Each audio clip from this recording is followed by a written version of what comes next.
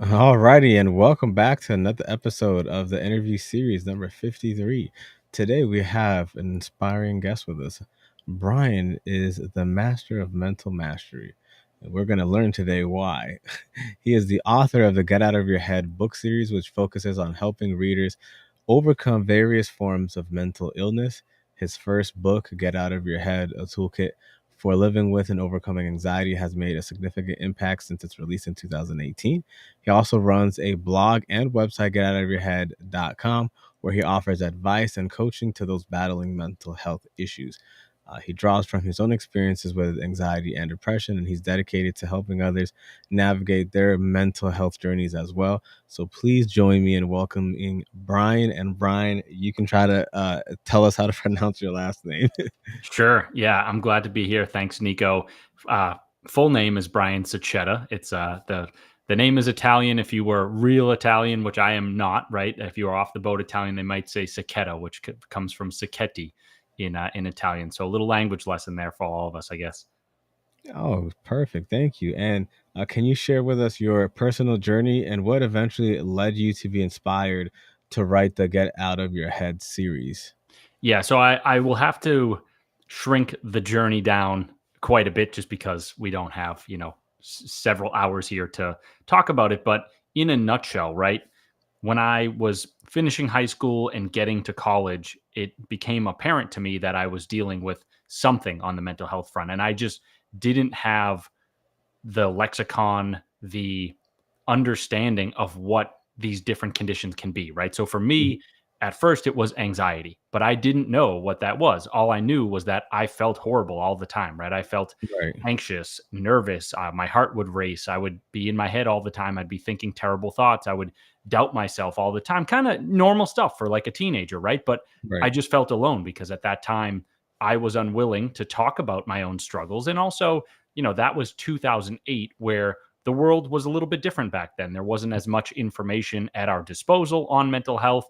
And also, kind of just from a societal standpoint, right? Like the message that was one way or another instilled in us young boys, young men was like, Mhm. stiff up upper lip, be strong, push it down, all that. And I Right. I couldn't quite handle all of those things at the same time. I was like, well, I'm really struggling and I can't just push this down because I'm not getting anywhere or where I want to be. Right. So the story that I often tell to kind of give an intro to the journey was basically I had gotten to college. I had had my first panic attack 6 months prior to that on a date with a girl that I had been seeing that I liked. And Mm. that really shook me. I had no idea what it was. I didn't know how to control it. I didn't know how to combat it at all or try to alleviate it. And so for 6 months leading up to college, right, I'm just walking around thinking to myself, like, okay, maybe this wasn't the worst thing in the world, Mhm. but it was really hard for me and I don't have any experience with this stuff. I don't have a lot of experience in the relationship department. So I'm thinking to myself, looking around every corner, where is another panic attack coming from? How am I going to be able to get in front of another woman that I like when, I'm thinking that another panic attack is just going to arise? So I was in this vicious circle, if you will, almost like people will sometimes talk about panic disorder and they will say, even though the panic attacks are bad, the Mhm. hallmark and the worst part of panic disorder is the fear of the next one, not just like it's not just the presence of a panic attack, it is the Right. fear of another one coming, right? So that was kind of where I was. And I get to college, I meet this girl that I like, I'm feeling good about it. I'm like, hey, maybe a fresh start. Maybe I leave my troubles behind, or I left them when I went to college and when I left Mhm. home. And then bam, a few weeks later or a few nights later, I meet up with this girl. She had been drinking a little bit. I had not. I was really nervous. Next thing I know, I'm falling into a panic attack in front of her, and she did not handle it well. And again, I didn't have the tools. I didn't have the Right. terminology. I didn't have the poise to be able to deal with this at all. I freaked out because I'm like, I don't know what's going on. And she freaked Right. out, and it was just a bad interaction. So I woke up the day after that and I said to myself, so what I did say at the time, I was like, look, whatever that is, like we got to go figure this out because this is really hindering our ability as our, as in like me talking to myself, right? Our Right. ability to get by in the world, to achieve the things we want to achieve, whether that's get into a relationship or whatever, right? Hmm. So that next day, I'm sitting at my computer trying to distill down, like I'm on the internet trying to find information about nervousness and heart palpitations and all that. And Oh I'm wow. basically going on, starting the journey of like, okay, what is this mental health thing? What is this anxiety thing?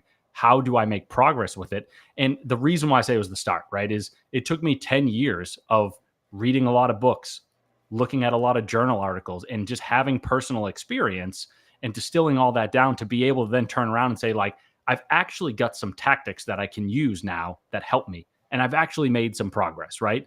I Mm, don't want to discourage folks, but it can take time, right? right. Unfortunately, like anxiety is probably not a thing that goes away overnight or after a month. So for me, it was like I finally understood that. Whether it was when I was 19 or 20 or 21, I was like, this is going to be a longer term battle. And so let's put some resources behind it and let's really dedicate ourselves to figuring this out. Once I felt as though I got to a point similar to that, or Hmm. what I felt was enough, right? I looked around and I was like, I have made these strides and I have these tactics that I can use and I am using in my own battles. This means so much to me and it's such an important thing. It's really a part of me and my soul. And so I just kind of thought to myself, like, what do I do with this information? Do I keep it to myself or do I share it with other people? And that began, really the creation of the Get Out of Your Head brand, if you will. And what do you think are some of the what do you think are some of the tactics that you use to develop the toolkit that was in your first book, and how important do you think it resonates with readers? Yeah. So to talk about that toolkit, right? So I've got this book. It's called Get Out of Your Head: A Toolkit for Living with and Overcoming Anxiety. And the premise of the book is pretty much baked into the subtitle, right? Is me throwing a lot of different ideas at the reader, hoping that in doing so, they will collect the strategies, the tactics that resonate most with them. They will then take those tactics, put them in their proverbial mental health toolkit. And then when they find themselves in distressing situations, they'll be like, okay, I've got those 5 things that I took away from Brian's book that I can use. And so the when you talked about the list or the tactics, right? In the first half of the book, I present this framework called the 10 steps to getting out of your head. And so that is basically what I would say is it's just a list of 10 simple steps that allows people, and again, readers and listeners have to find the ones that work best for them. But it's All right. 10 steps that they can go through and be like, hey, I'm going to take these different tactics, or 4 or 6 or 8 of them, whatever, right? Put them into my toolkit. And because, certain ones resonate with me. And so that's the first half of that book. And I guess, like, you kind of asked what helped me create that list, right? I guess the list itself grew out of personal experiences. So what I Mm, was doing, I alluded to, that 10-year period, right, of kind of making my own progress, trying out different solutions, was I would read a book, right? And I would, maybe the book was about meditation. And I would read it and then I'd say, okay, my takeaway is meditation can help me on the anxiety front. So let me go to a situation that makes me anxious and apply that strategy. Meditate before it or do some deep breathing during it or whatever it is, mm, right? And hmm. then I want to, and it wasn't just 10 different tactics, it was a lot of different ones. And Right. I said, over this 10-year period, let me figure out the ones that work best for me. And I'll kind of, curate, if you will, my own list, which became the 10 steps to getting out of your head. So it was really like the synthesis of a 10-year journey in me really field testing these ideas and saying, like, these ones actually work and here's why. And these ones might not work so well and here's why. One of the things that I come back to in the book a lot, right, is when you get early, like very early into the anxiety journey, a lot of people will talk about like creative visualization and say, hey, if you don't want to be anxious, picture yourself on stage in front of a sellout crowd, having the time of your life, hitting all the notes if you're singing or playing guitar or whatever, not being nervous. And for a Right. lot of us, that's our entry point, and we start with that strategy. And we're like, okay, I'm seeing myself doing what it is that I set out to achieve. And oh goodness, I'm still nervous. I still feel bad. And I'm running this script in my mind, both ahead of me actually doing that thing and then while I'm doing that thing, right? And the reason why I labeled my brand Get Out of Your Head is because so many of those messages get pushed to us through society of, hey, go into your head, creatively visualize, see yourself being confident and all that. And my message is, hey, look, that might work for some folks. But when it comes to anxiety, that's a very dangerous strategy to have Right. because there's already so much fear within us surrounding these different events that are important to us, right? And so the Hmm. issue is the more that we think about them, the the higher the odds that we go back into those fearful feelings. And then we get tied Mm. up in what we do want with what we don't want. We don't know how to pull those two things apart. And we're sitting there being like, oh, well, that book told me to do that certain thing, and yet I can't do it. So I'm making myself Right. feel worse. And you get into this terrible feedback loop where you're just anxious and then anxious because you're anxious and even more anxious because you've been anxious and so on and so forth. So, in a nutshell, that book is going through these different ideas and saying to listeners and readers, these are the ones that I think actually work. And here's some evidence as to why. And then here are some that, based on my experience, like real experience in the field with this stuff, I don't think these ones work as well. And here's why. So that's it in a nutshell. And, obviously we could dive into some of the specific methods, but that Hmm. is what I really wanted to leave with listeners, right? I think sometimes people say, like, what makes a book good? And a Right. book, like, especially on the self help front, it has to change you. It has to change your routine and your repertoire. And so if I just talk about anxiety at a high level, that might be entertaining, but until I give that person specific things that they can take away and apply in their own life, it's just going to be entertainment. Once I Right. provide those tactics, they will hopefully then start to change their own life, and they'll be like, wow, I see the impact that book had on me. So that is the goal with the book. I don't know if I get there with every reader, but certainly the hope.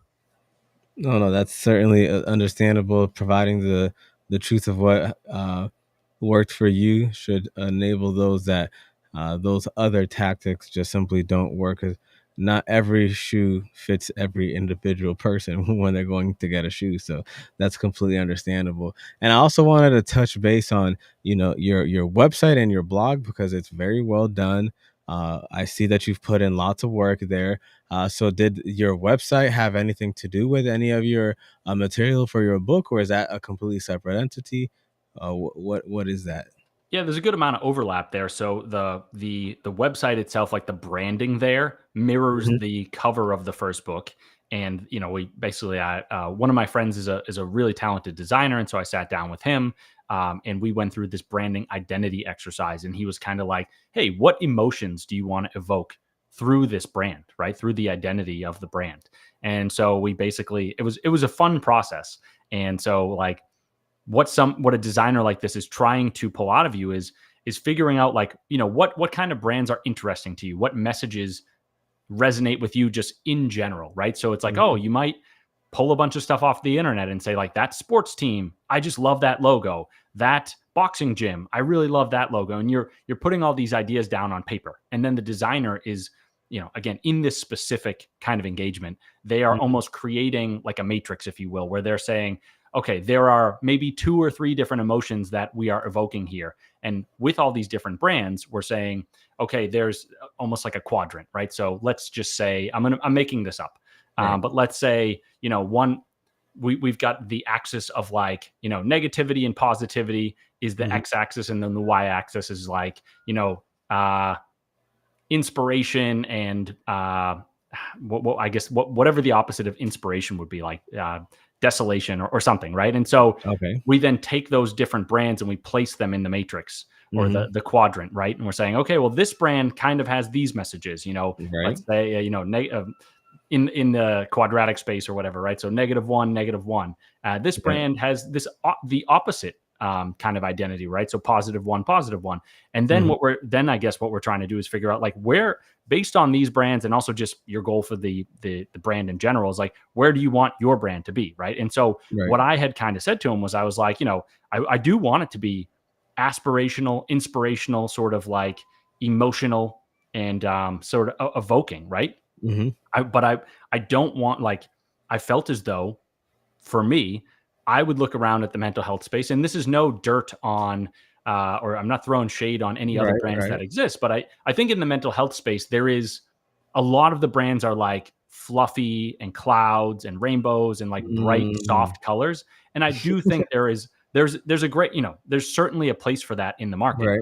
all I'm saying is that like when I was coming up with the identity for this brand, it Hmm. felt as though there was a hole in the market, right? Where I was like, I was trying to appeal to a certain type of person who's like, forward charging, really wants to get things done in the world, is aspirational, is motivated and all that, but their anxiety, their depression, their OCD are holding them back. And so the brand, Mm. if you look at it, right, it's got some of that like spunk punk energy to it. It's even got a little Right. bit of like heavy metal vibes. And that was what we were trying to evoke. And so, my designer had read my book and he's like, not only do you want to just like figure out what emotions you want to evoke with the brand, but then you also want to make sure that the content that you actually write mirrors that identity that you create. And he's like, I think it does. He's like, I read it, and based on what I synthesized from the book, you are a little bit like, he's like, you are blunt, you are to the point. And so that bluntness, that to the pointness comes across in that logo of the snake brain snarling at you, right? And the idea is basically like your brain can be a scary place. Your mind can be a Hmm. scary place. It can almost be like a serpent, right? As it coils around you and makes you Right. feel trapped. Um, at the same time, serpents and our minds can be tamed to a degree. And so we were playing with all these different um, themes in the brand, right? Obviously, it's much more deep than just looking at the logo itself, but that's what we were trying to evoke. And so I Right. think we did a decent job there, where it's like, sure, we put out that slightly scary, slightly evoking kind of brand, but at the same time, there's an energy to it where it's. I'm hoping that you look at it and you kind of say like, yeah, let's go, like let's get fired up and let's figure this thing out. Now, what impact do you think technology and social media have on mental health today?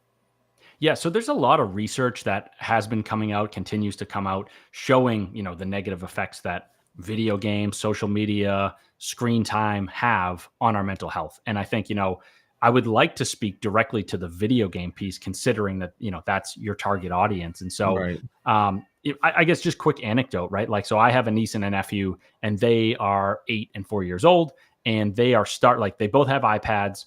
My 8-year-old nephew plays a lot of Roblox, and I'm already starting to Same. see it, right? It's like all of these things, all these tools, Mhm. whether it's social media, cell phones, iPads, video games, whatever, they're all tools and they Right. all come with pros and cons, right?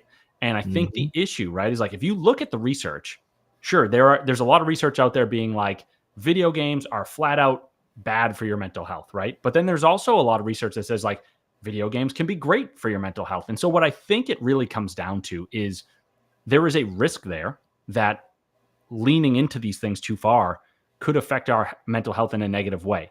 However, it's all about moderation, right?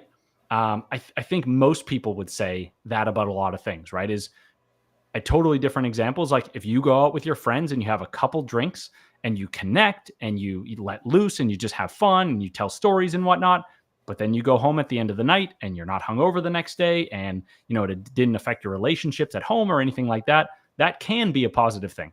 However, if you go out and you drink 20 beers and you're obliterated for the next couple days and you don't show up to work and it strains your relationship, that's a bad thing, right? So Right.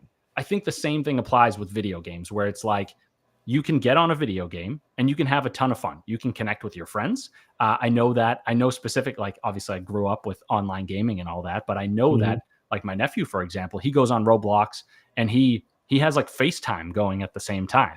And so he's chatting, he's video chatting with his friends as they're in these video games. And so Right. that is a great source of connection. At the same time, like if done wrong, you could be on Roblox by yourself for 10 hours and be socially Yeesh. isolated. It could bring about, that social isolation can then lead to feelings of anxiety and depression and all that. So Right. it really comes down to that moderation piece is like, get the fun and excitement out of it, as in like garner that or reap that, but don't go too far because like alcohol, it's a similar kind of thing, right? Where it's like you're buzzing, you're buzzing, you're buzzing. All of a sudden, you hit sort of the peak, if you will, and then Hmm. each marginal drink or each marginal hour of video games do not provide the same marginal utility in return. In fact, they actually provide a negative marginal utility, and that's where you get into that problem range, if you will. So there's a good sweet spot that everybody should aim for. I like that. I like that. And I did want to also ask in regards to some strategies. What would you say would be some effective strategies for overcoming the stigma associated with mental illness or seeking additional assistance with that? Because some people might think about it, they acknowledge that something's not right, but they may feel like I don't want to be that guy, or that like I don't need some help. Like I just gotta look at some self-help YouTube videos and hype myself, go up to the gym, eat right, and I'm all set.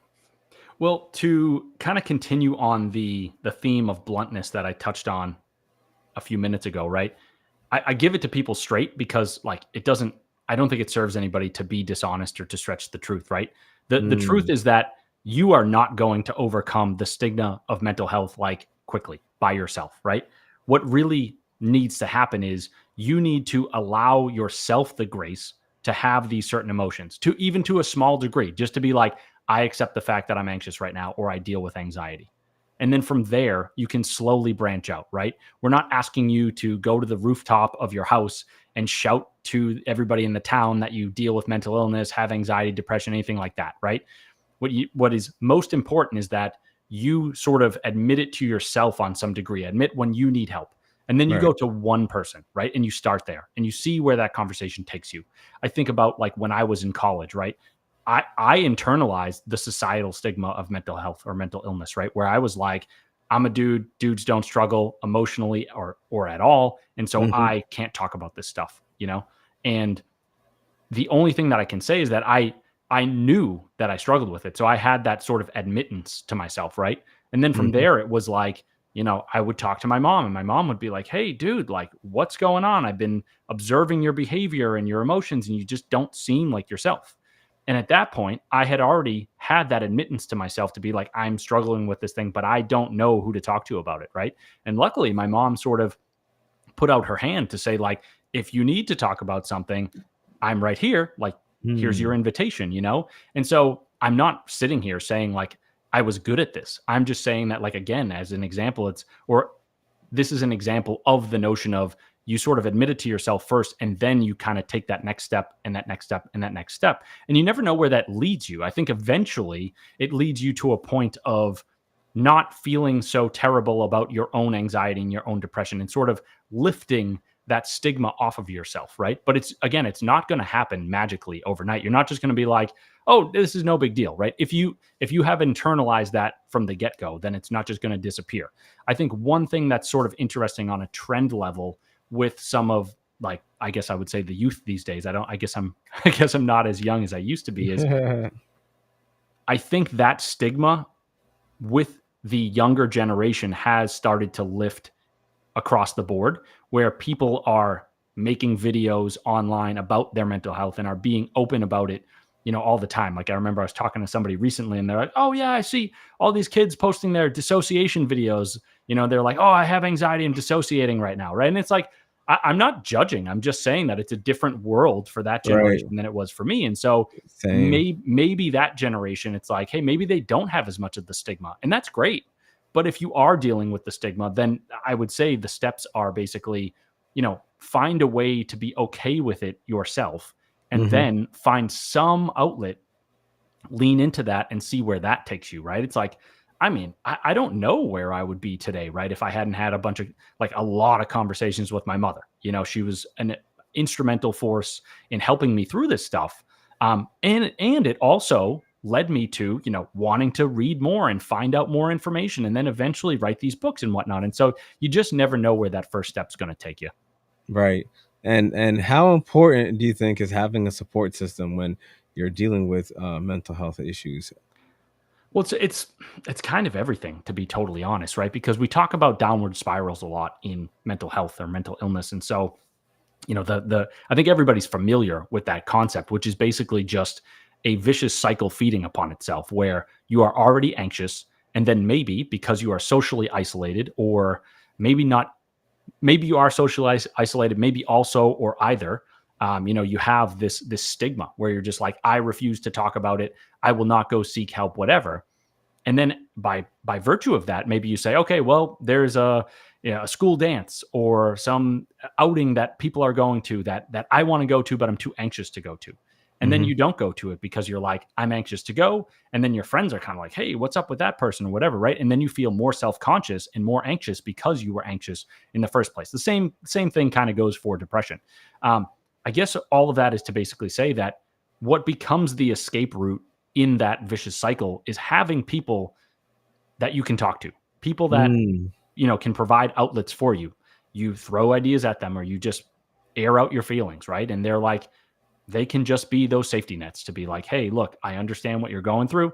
I understand it's painful, but you don't have to suffer alone. And as you suffer alone, like, because it leads you into that vicious cycle or further down it, that person can also be, kind of an escape hatch or somebody who can save you from that sort of thing. So it's really important, right? I think the more that you push your feelings down, the more they tend to grow and fester.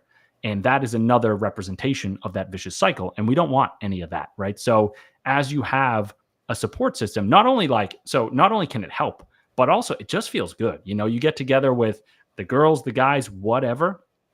And again, it doesn't have to be over drinks. It can just be hanging out, playing video games, shooting, hoops or whatever it is.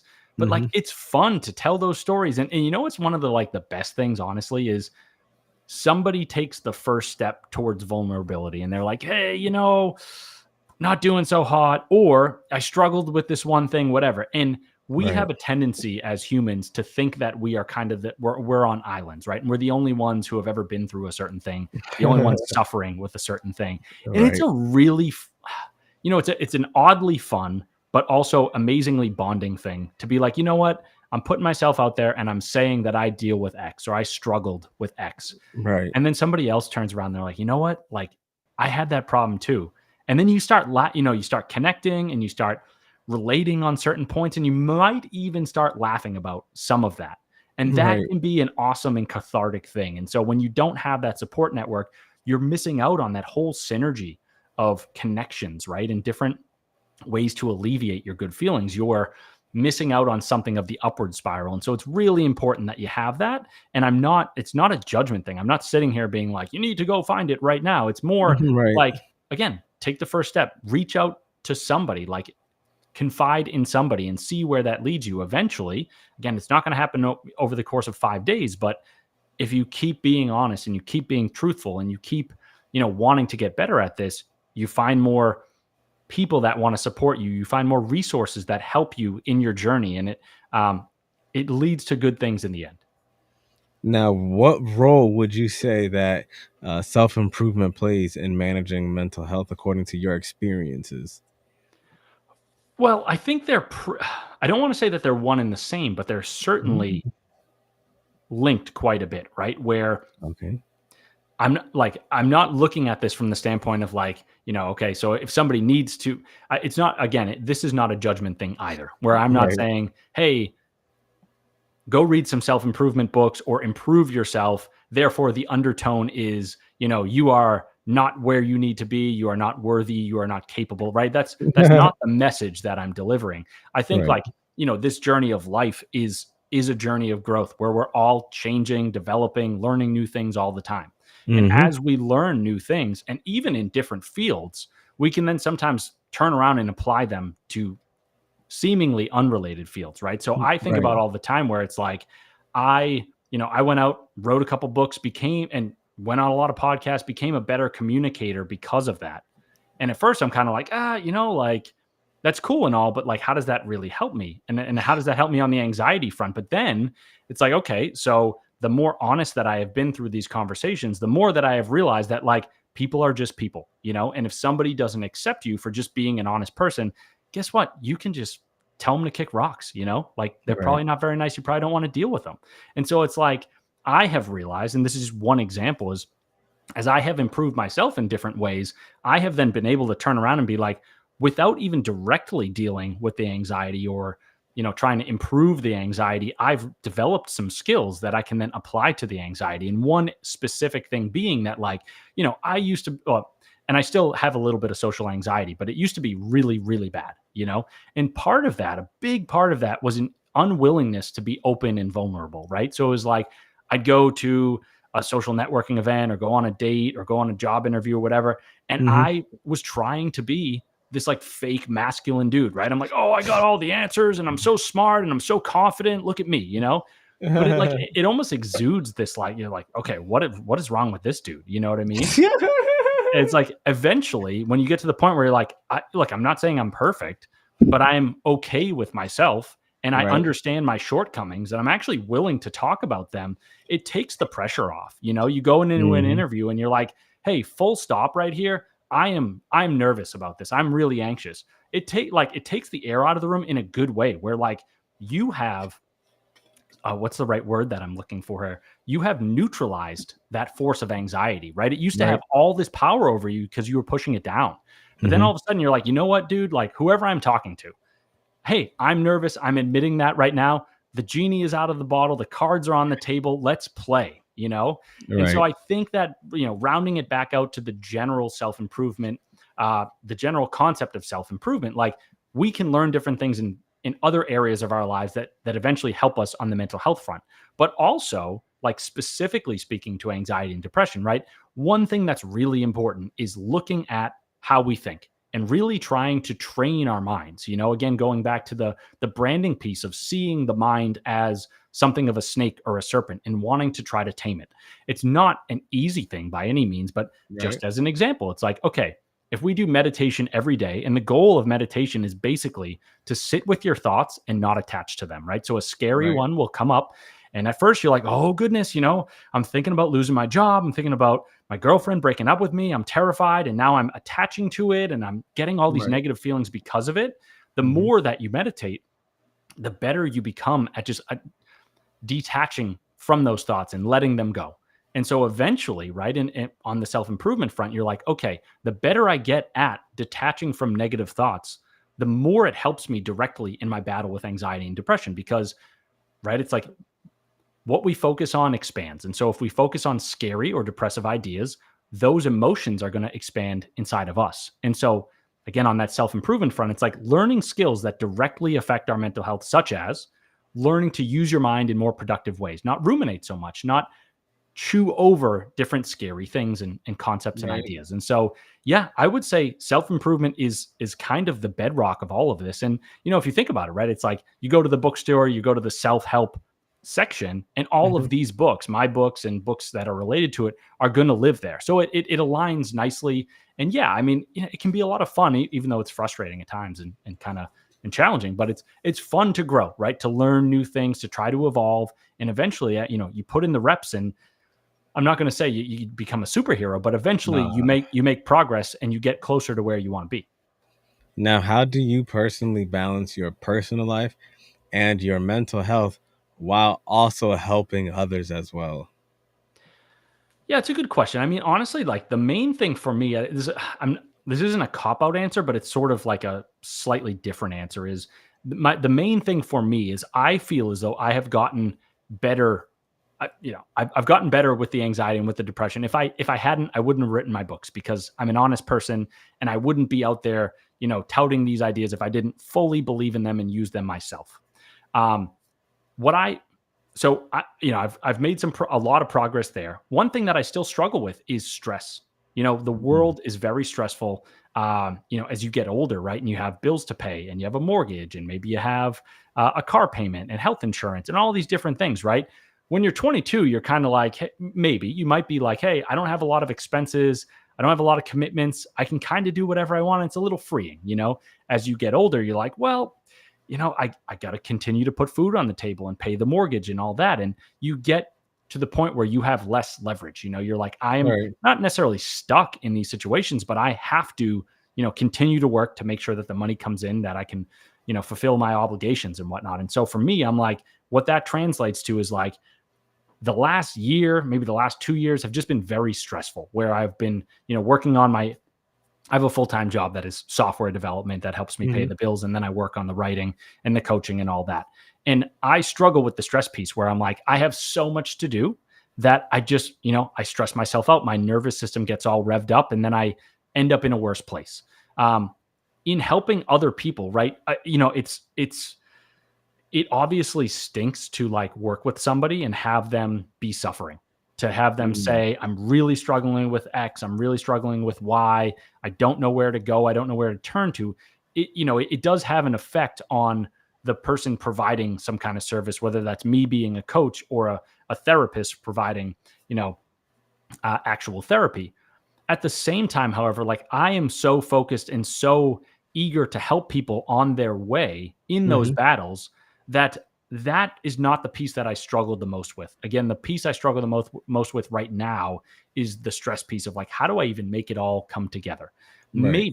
Maybe in the future, as like, let's just say if I'm, able to ramp up my, book sales and my coaching clients and all that, if I'm Mhm. able to lean more into that or even make, sort of get out of your head my full-time job, maybe I'd have so many coaching clients that that would become overwhelming, right? Of there'd be a lot of stories and a lot of, trauma and difficulties that people would be telling me about that I'd be helping them with. I don't know exactly how that would play itself out and how that would make me feel. But again, right now I feel as though I'm very dedicated to helping people that I think I could figure that out. I don't know for sure. Again, I kind of answered the question in a slightly different fashion than it was asked, Okay. just because that's where my head is at right now. But, one of the things that is most rewarding and most inspiring on this journey, right, is again thinking about, and this isn't like a self-aggrandizing, self-obsessed thing. It's like I think about those 10 years where I struggled really hard, with anxiety, with depression. And to be honest, there are still days that are not that great, right? Mhm. That's just life. But I think back on all that pain and suffering, and I say to myself, I don't, sure, people are going to go through far worse, but no matter the degree, I don't want them to go through anything like that because I know what that's like and it was terrible. Right. When I'm helping people, when I hear them say, this really helped me, this got me through X, this got me through Y, I mean, that's the whole game. It's really moving, it's really rewarding. And so that's what I'm in it for. Obviously, with any job, there are going to be ups and downs. There's going to be battles. There's going to be coaching clients Right. who are not progressing, who are really struggling and all that. But I think I'm willing to pick up that sword or whatever the right term is, because I want to see people get to that point of feeling better and making progress. Oh no, I certainly understand. And would you say that you have a favorite story so far of somebody that you have coached, or somebody that you've consulted and seen their progress? Well, so I obviously have to have confidentiality with my clients, but one person who, has put some information out in the public realm that I can talk about is somebody had read my book. I guess this was probably like 3 years ago now, and he's got this pretty long review on Amazon, which was awesome, which he emailed to me first. And I was like, dude, like, can you please put this on Amazon? Because like, reviews really help. And like, this is an amazing story. And I'm so glad Right. that it worked out this way, that like, I want other people to know that maybe the book could help them with this or in the same fashion. Right. So he was kind of like, I was really down on my luck, hated my job, hated my life, was heading towards divorce, all these different things. And he's like, I read your book and I was just so fired up. And I was like, I can do this. Mm. I can battle my inner demons. I can tame my mind. And Right. he's like, I went out, I brought the book to my tattoo designer and I said, put this tattoo of the snake brain on me. And it's going to be a reminder every day that I can do this, that this book helped me do this. And I was just like floored. I was like, I cannot believe. I mean, obviously I thought I was capable of helping people. Otherwise I wouldn't have written the book, but Right. I did not expect to get something like that. And that was like a wow Wow. moment where it was like, Yeah. there have been a lot of struggles on the writing journey, right? It's like, we see people online and be like, oh, on TikTok, they're advertising these brands. They must make all Hmm. this money. The reality is that like most people online don't make any money. And as a young author, an independent author, like for me, like I make a couple bucks, but not a lot. And Right. when you're struggling on the author journey or with any small business, when you're getting started and it's rough, you're like, should I keep going? Those are the Right. stories, the story about the guy who wrote to me with his tattoo. Those are the stories that keep me going, because I'm like, yes, like I am impacting people and I don't really care about the money, but I want to make sure that the cost, as in the maybe the emotional cost of running the business, the challenges of running it are outweighed by the benefit of actually helping people and hearing these stories and seeing the impact. So that's what I'm chasing. No, that's completely understandable, and that's pretty amazing that that's the kind of an impact that you strive for, something that you can do on a repeated basis with those individuals that do have those issues that they're dealing with. And lastly, what message would you want to leave with any listener that's been listening so far or is listening in the future that might be struggling with their own mental health challenges currently right now? Yeah, so I guess kind of two levels to that. The first level is more of the high level of like, hey, speaking to the listener right now, all I can really say is I have been there before, maybe not in the same exact spot, but I've felt some of those feelings before, whether it's anxiety, depression, OCD, PTSD. I have felt those, right? And I know how terrible it is to feel that way. What I would say is that my heart goes out to you and I want you to know that things can get better and they probably will. It just takes time.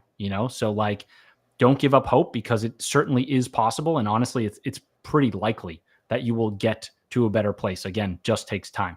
The lower level, right? Kind of speaking to maybe the video game crowd, talking about some of these different effects that social media and screen time and all that can have on our mental health. I would just say, look, like again, all of the things that I just mentioned are tools, right? Hmm. Technology is a tool. Video games are tools. They come with pros and cons.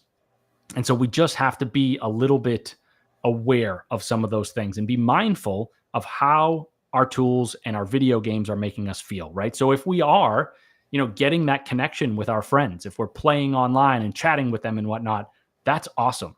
If we're getting stress relief, if we're getting escapism, like a sense of, just being in a different place and forgetting about our troubles for a while, that's great too. If you're having Right. fun, if you're excited, amazing. Uh, the other thing that video games can be great at is like instilling a sense of achievement and accomplishment in you, right? I remember running home from middle school and being like, I'm going to go play Zelda and I'm going to finish that new level. And that was so fun. It's like a clear cut, goal or achievement. And that's great as well. And kind of to that point too, like there's structure and order there, right? And I think all people, but especially kids, need structure and order and being able to be like, hey, I'm on level 12 of 18 levels in the game and I'm going to keep progressing. Like that's a really cool and important thing. And as we're playing, right? Like we we are engaged. We have the ability to like we're so excited about these things. Like assuming we're excited about our games, we're focused, Right. right? And it brings us a better sense of focus and it helps with our working memory, right? Like we can remember things about the game and about our conversations with our friends better as we are engaged. So those are all amazing things. And I want you to lean into those things like if that's what you're getting out of your video games. At the same time, I do want people to know, right? There is such a thing as internet gaming disorder. It's basically like video game addiction. It's in the DSM-5, which is the Diagnostic and Statistical Manual of Mental Disorders. It's sort of the encyclopedia that the therapists use to diagnose all of the different, psychiatric conditions you may Wow. occur, that you may incur, I guess. And so I just want folks to know, right, is like, even though there are some amazing things about video games, there are some negative ones too, right? So it's like Right. IGD is that's no small thing. That's no joke. We don't want anybody to be there, right? And also remember, like, you are like your health is a holistic process or a holistic entity, right? Where it's like your health is the product of how you think and how you sleep and how you eat and how you exercise and your relationships and all that. And so if, for example, your video games are taking you away from your relationships, they are straining your job, if they are making it so like you're not eating healthy food on a regular basis, right? If you're like, I'm going to Wendy's, I'm getting some fast food, I'm going to go home, I'm going to play my video game as I eat my food, like things are going to deteriorate quickly, right? And another Right. one of those factors that goes into the sort of the holistic equation is screen time. It's like our bodies are built for, kind of rising and falling with the sun. And so it's like people will often say, you want to be healthy or you want to, you know, you want to have vitality. Make sure that you get up when the sun comes up and go to bed when the sun goes down or somewhere around there, right?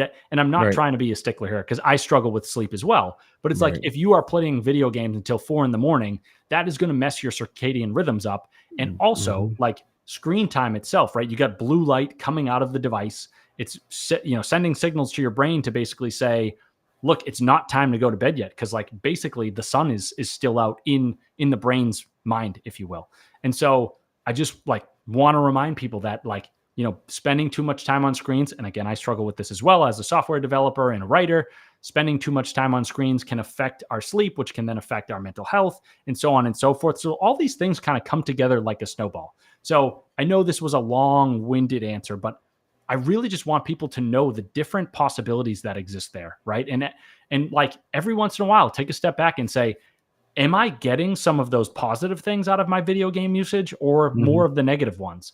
And as you start, like, if you start to say, hey, I haven't seen my friends in a while. I haven't been eating as well. I haven't been sleeping as well. I've been spending a lot of time late at night on these video games. Just ask yourself, I'm not here to tell you to stop playing video games. Like, have fun, but make sure that it is fun, right? And so just take that critical eye and be honest with yourself and make sure that, like, your video game usage, your technology use is supporting you in a positive way and supporting your mental health. And so that's all I have to say. I'll leave it at that.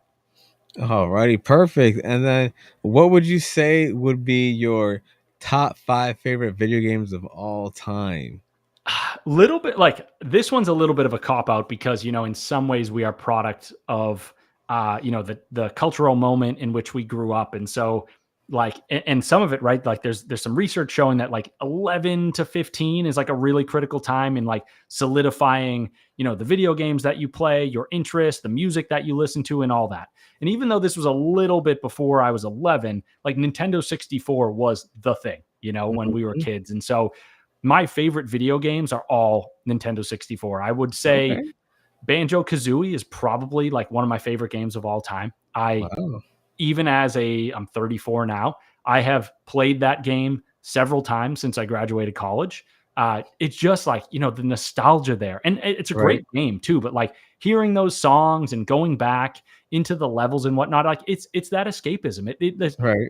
It takes you back to a time of simplicity, right? Of your childhood when, like, for me, I was blessed with a great childhood and I didn't have a ton of problems. And that was awesome. It's like going back and playing Banjo Kazooie and hearing those songs was like, man, like it takes me back to a time when everything was good and there was no problems You and all had that. no So, bills.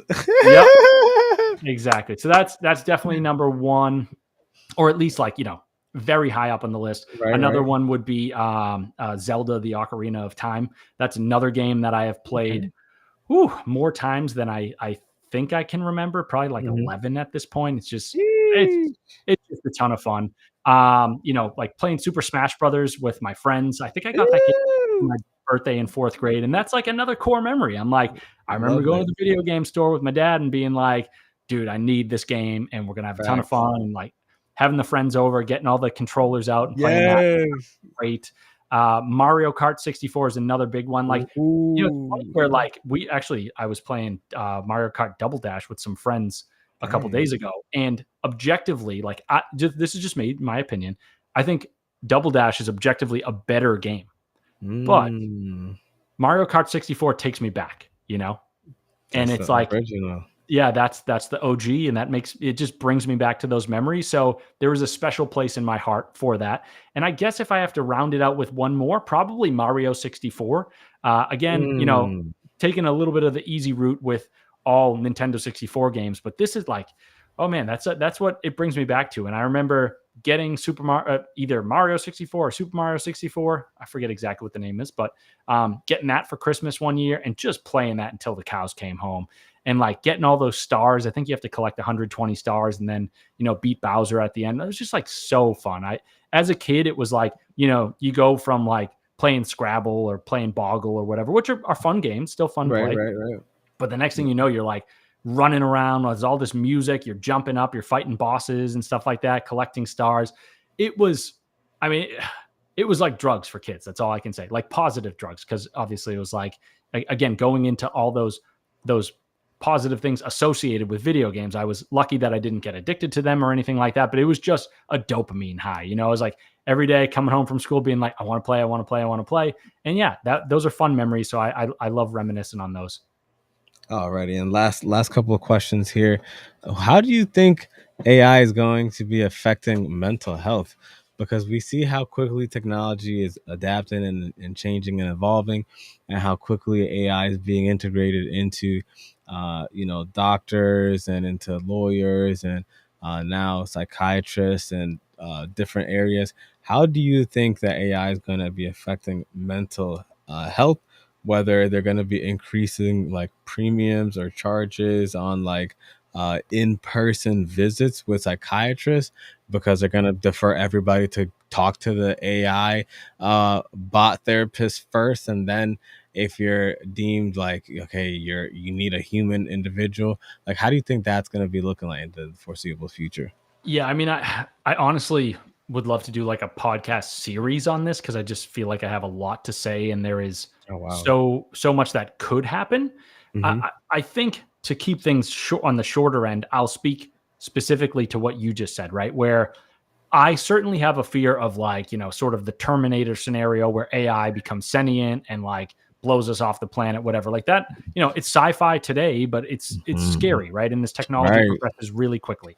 And even just the thought of that is scary and anxiety provoking and all that. And so Hmm. Hmm. that's kind of the rabbit hole that I don't want to go down right now because I don't have enough time.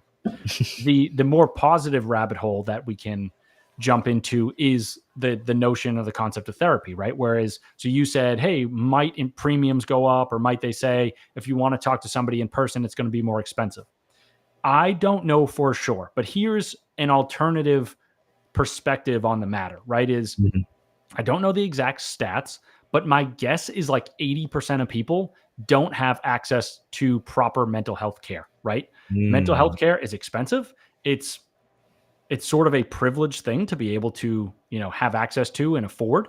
It's like Right. if you have to pay out of pocket, you're paying anywhere from 150 to 250, maybe 400 bucks an hour, depending on the quality of the therapist, where they live, and all that. And so, Right. I would say for basically everybody, that is a pill that is really hard to swallow, right? It's Yeah. like I have a good job, I make decent money. Paying somebody 400 bucks an hour is not an option. Now, obviously, it's like if you met with them for 1 hour, you could afford that, but an hour every week, probably not so much. So what I think could be really positive about AI in this case is if 80% of people, and again, I like, please don't come at me in the comments. I don't know the numbers off the top of my head. If a large percentage of people do not have access to mental health treatment, like let's say therapy or proper therapy, whatever it is, AI and the proliferation of these new applications can help bring more people online, so to speak, to be like, hey, we can't get you in front of a real therapist in person right now. However, you didn't have anything before. So we can give you, I'm not going to say a chatbot, but we can give you an application that asks you the right questions, that helps us figure out where you're at on your journey and all that. And it will maybe be able to give you some coping mechanisms as we get you to the point of like, Mm. hey, maybe we can eventually get you into the doctor's office. So I think AI and different applications will be able to serve more people and make it so that these services are more available to more people. And I think that's a really positive thing. Um, the big rabbit hole of where does this all go? I have no idea. I have some thoughts, but I don't. Nobody can know for sure. And I think that it's probably most helpful to think about the specific application of therapy right now. And I see that as a real positive. Right? Is like I don't go to therapy right now. Maybe if there was a cheaper solution, a more Mhm. accessible solution, maybe my mindset would be different, right? But when I'm thinking Right. about like, hey, I'm doing okay, and I have to think about paying 200 bucks an hour because my medical insurance won't cover it. It's kind of like, nah, I'm doing all right. I don't need to pay $200 an hour, or I'm not willing to right now. So I think that could be a really positive thing, and I'm curious to see where it goes. Oh no, that's a really good outlook on what that looks like. And guys, make sure that if you really like today's episode, to like, comment, and subscribe, because that was truly an enlightening conversation that we had today with Brian. Again, the master of mental mastery. As you heard, his dedication to helping others overcome mental health challenges through his Get Out of Your Head series, website, and book, and all his personal experiences are truly commendable. So if you want to learn more, get in touch with him. Do so on the links in the description. Thank you once again, Brian, for joining us today, sharing your valuable insights and experiences with us today. hopefully anybody that is struggling can listen and definitely check you out to see how they can also overcome. And thank you once again to the listeners for tuning in. Make sure to not forget to like, comment, and subscribe. I'll leave a review if you enjoyed today's episode, and stay tuned for more inspiring conversation in the interview series. Until next time, take care and keep leveling up. It's